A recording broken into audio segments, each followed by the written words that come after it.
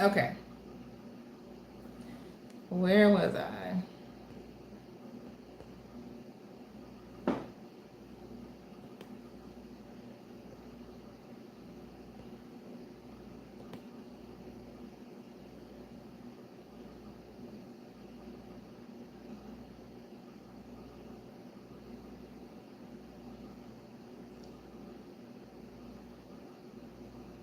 Okay, so we were talking about how our brains kind of, not kind of, but how our brains chase what feels good and it gets bored with things that doesn't feel so good, right?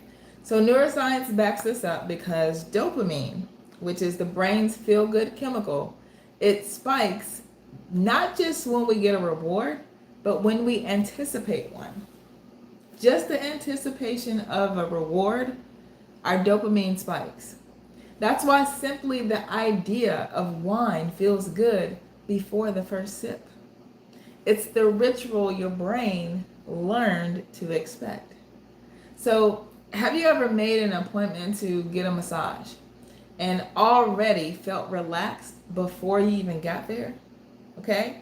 Just walking into the room, laying on the table, you're already smiling. Oh my, I'm feeling it right now. I just feel more relaxed just thinking about it. That's how powerful our minds are. Joe Dispenza says, emotions are just a record of our past. We simply remember how something made us feel the last time we experienced it. So the simple shift, making things attractive, that's how you start to improve your relationship with food. Okay?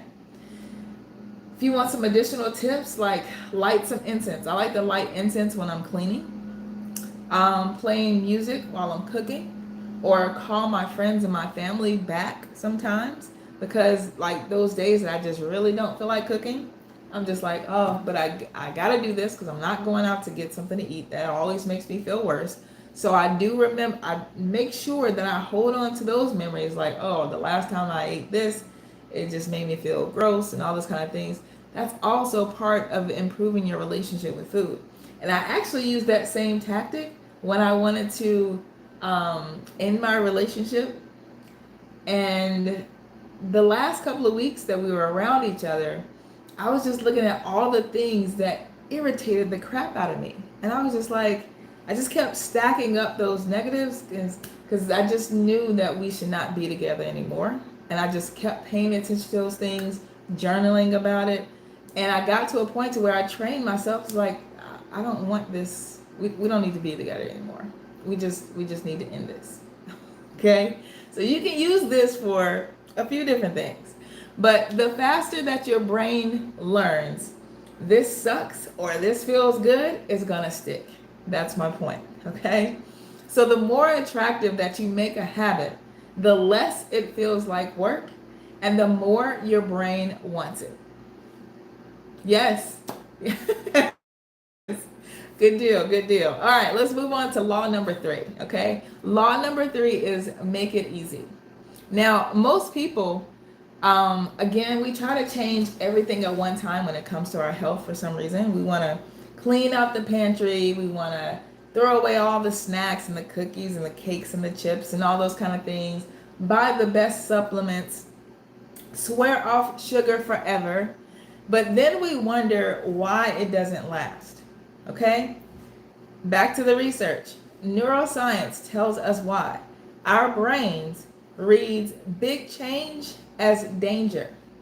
So when we relapse, it's not because we're weak, it's because our brains are protecting us from what feels unfamiliar. So here's the remix. Make it easy.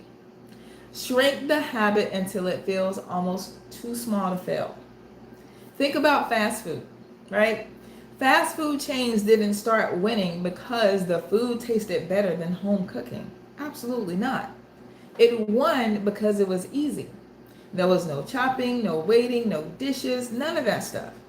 Our brain just followed the path of least resistance. Whether the path serves you or sabotages you, it's going to go in that direction. But that's why small wins matter. I had another client of mine. Marcus, he came in ready to overhaul everything. He wanted to stop eating meat, sugar, fried foods, and dairy all at one time. And by the end of that week, he was exhausted and done. So when he came to see me, I was like, let's scale it back a little bit. And instead of cutting anything out right now, I'm gonna add one thing to you. He was just like, add what? What I added was sea moss. Sea moss every AM. That was it. When we're craving certain foods, it tells a huge story. So if you're craving salt, that lets you know that you're low in minerals, usually sodium, potassium, trace minerals, right? If you're craving sugar, that tells a story that you're low in magnesium. Usually it's found in chocolate. So a lot of times we reach toward chocolate. So with one easy win stacked daily, my client's energy has improved. So weeks later, he naturally reduced meat, not by force, but because his body just didn't crave it the same way. And what sea moss does, which I have a whole separate video on that, it provides us with all the minerals that we need daily. So when you're feeding your body the minerals that it needs, the cravings go away. So with his success, it didn't come by him working harder and just doing white knuckling this diet type of a thing. No, I made it easier for him by providing what his body was truly asking for. We just have to listen to it. So practical ways like that make things easier. You shrink it down to one sentence, one veggie, one breath at a time. You reduce the friction. Keep water nearby. A lot of times we overeat because we're actually dehydrated. Automate what supports you. Stack those wins into habits that you already have. Now, I love starting my day with meditations. Once I found meditations that were perfect for me, because a lot of them, I just went through them. I'm like, this does not, I can't connect with this meditation because the person's voice, I just can't really vibe with. So it took me a long time to find a good meditation that I really connected with, and then it started working for me. So those very same meditations that I've used to help me, and I still use them today, they're in my private school. So if you guys want to join me there, you get a 7-day free trial.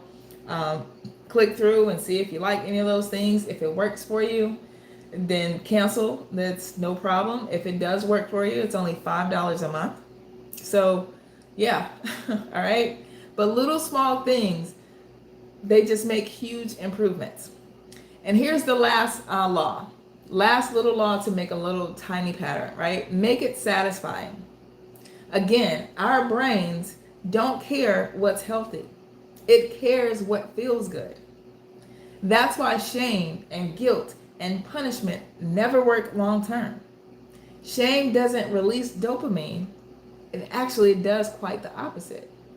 So the diet culture sold us pain as progress, but neuroscience tells us a whole different story. Remember, dopamine, it drives behavior. So when something feels rewarding, your brain is going to say, hey, let's do this again, right? My last client I'll tell you guys about, she learned this the hard way.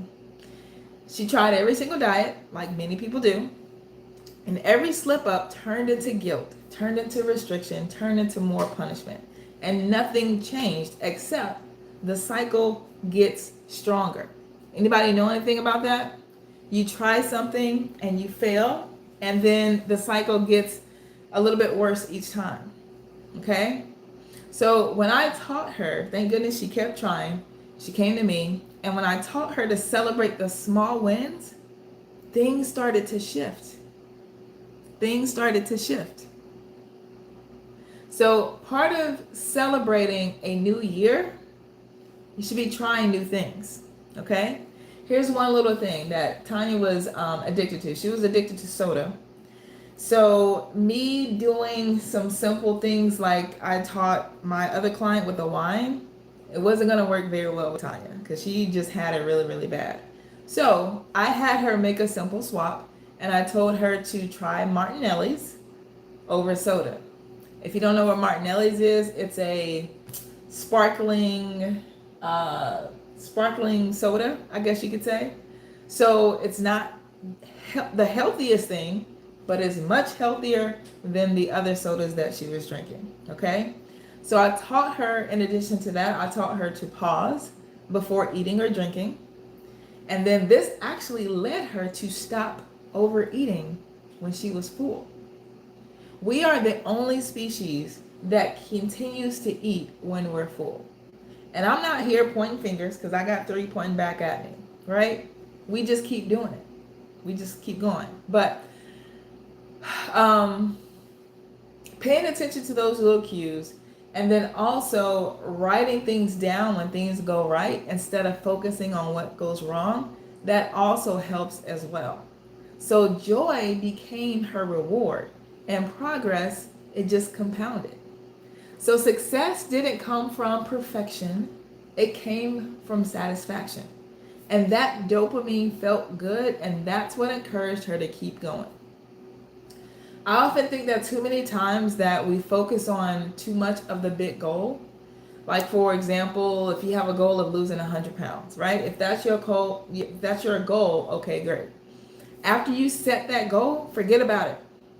Now let's work on tiny little systems within the system, or tiny little patterns within the system, that you can trust yourself and have those patterns so small, again, it's almost too hard to fail. Then you'll be there before you even know it. Okay? So let's recap everything that we just talked about. Now, most habits don't start from scratch. They don't start from nowhere. They grow out of what you already do. So, for example, take your CMOS while your coffee is brewing. After buckling your seatbelt, take 3 deep breaths to help you prepare for the day, to help your nervous system get ready for the day, whatever's coming up. Before turning on the TV, go fill your water bottle. You don't need more willpower. You don't need more discipline. You just need a better system, which you will get a better, healthier rhythm. Okay? And then finally, your environment matters. Your space is either conspiring for you or against you. So one small shift, like putting a water bottle on your nightstand, that can change your behavior faster than any reminder ever could. So stop this, I need more discipline and willpower and motivation crap. No, you just need a better system. When habits run on systems instead of motivation, they stop wearing you down and start holding you up.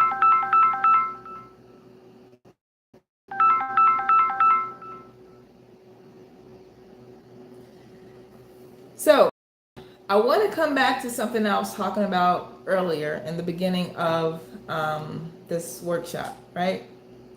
Because a big part of this actually matters.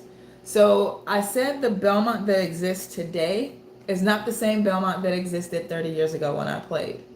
So back then, food had limits. The cafeteria closed at 6:30. There were natural stopping points built into that system of people overeating. But let me be clear. My neighbors had a system as well.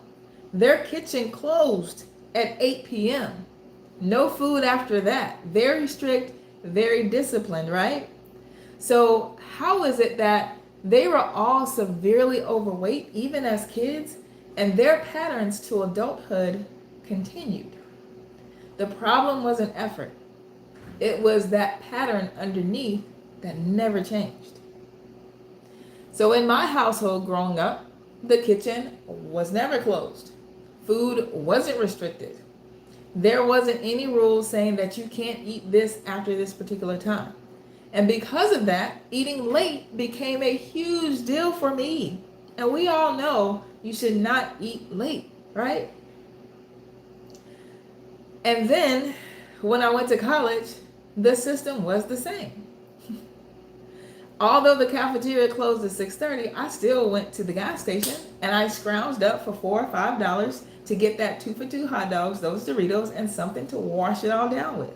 Now, those patterns could have easily followed me for life if I hadn't interrupted them.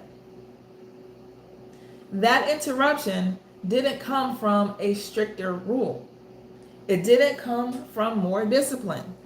It came from awareness, from curiosity, from understanding why the pattern existed in the first place. My neighbors had a rule, don't eat after 8. And when life changed to becoming a full-grown adult, where you can do whatever you want, right? Because you're grown. But now you got grown stress, grown grief, grown exhaustion. So the 8 p.m. rule didn't stick. So what saves me now isn't a rule about food. It was learning how to redesign the patterns when the environment changes. And that's the heart of what we talked about today. Rules try to control behavior. Systems support behavior. You don't need a tighter rule. You just need a better interruption. Okay? Because the goal is this. It's not to have or live in a closed kitchen. Okay? Because today, food is available 24/7. Delivery apps, late night scrolling, endless cues telling us to eat, drink, snack, unwind right now, right? The goal is to live with awareness wherever you are, no matter what's going on. That's the goal. So I hope you guys learned something. I hope you guys can start making those tiny little shifts today. If you've already tried that, I do have a step-by-step system that can support you in a way that is very unique. It lives inside of my school program. And like I said, I'm basically holding your hand on what to do every single day for 13 weeks. Science backs this up as far as when people say, well, how long will it take me to do this and that? Sometimes people say 7 days, 14 days, 21 days, whatever. To cause real permanent changes, or at least long-lasting changes, it's going to take at least 90 days. Because again, I come from an athletic background, I take it to 92 days because I have that mindset of just one more, okay? So we're always going to go a little bit further, and I take it to 92 days, all right? So if I'm holding your hand for 92 days, and I'm, educating you, creating the emotion behind why you should do X, Y, and Z, and just kind of telling you what to do straight up, very hard to fail. So if you're ready to fast forward to that, and 3 months from now, you are like, oh my gosh, I feel comfortable in my skin again. If you want to just speed up to that, join my program in school. If not, just take small little tips that I've talked to you about today and start redesigning your environment. Now, I pray that it doesn't take you 10 years like it did me, but I didn't have these tools that I had. If you go this route, with the free tips that I provide in my school and sometimes on social media, it may take you about a year to, if you really take it serious and start implementing these things. Or like I said, you can quantum leap just 3 months from now and be very more comfortable in your skin. Totally up to you, okay? I'm going to be okay either way, all right? But I thank you guys so much for being here, and I'll see you next time. See ya.